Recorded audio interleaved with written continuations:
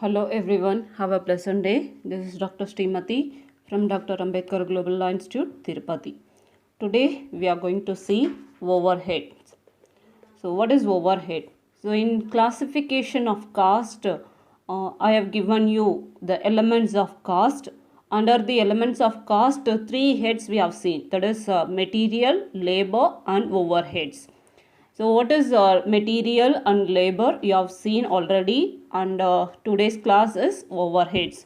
So these overheads are divided. What is actually overhead is?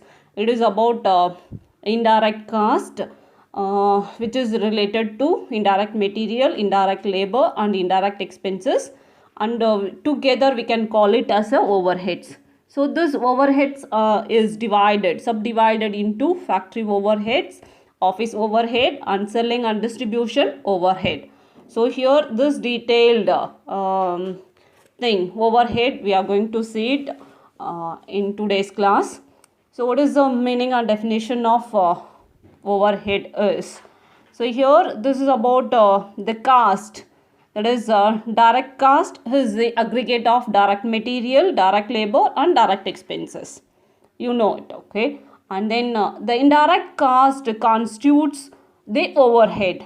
So that is which is the total of indirect material, indirect labor and indirect expenses.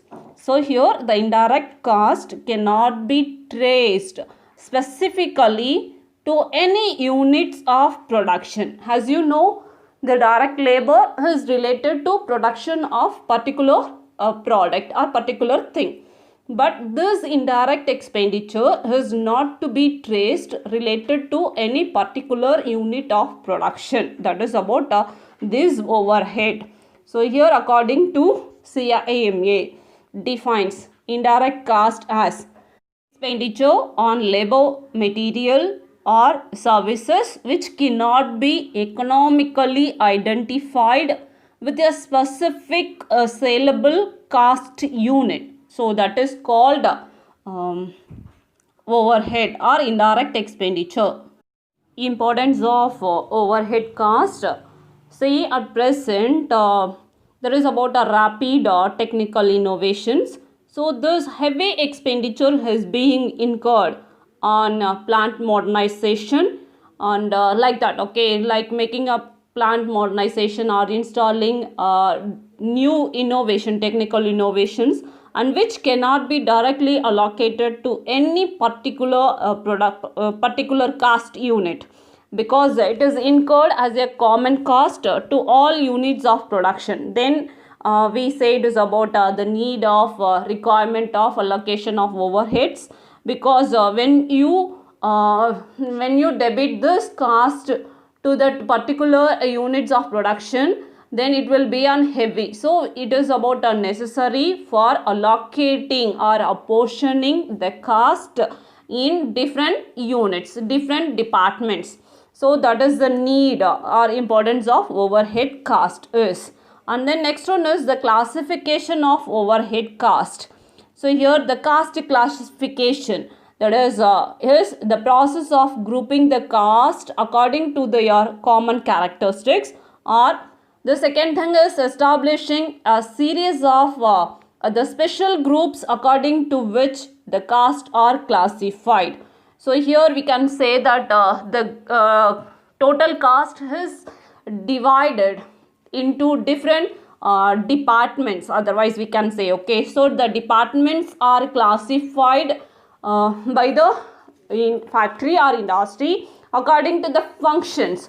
So here the classification of departments according to the function. So here we can say that the different types of department. The first one is the manufacturing or production department, or servicing department, and partly producing department, like this. So usually there will be a production department and service department. So here the allocation and apportionment of overheads with which is about related to the all items of expenditure which has been collected properly under a suitable account headings, and those things should be allocated to a particular department. If it is not related only to the particular department, then it should be apportioned according to the requirement of the particular department. So this is about known as departmentalization of overheads. So here departmentalization of overhead is the process of identifying the production overhead expenditure with the different product or service department or cost center.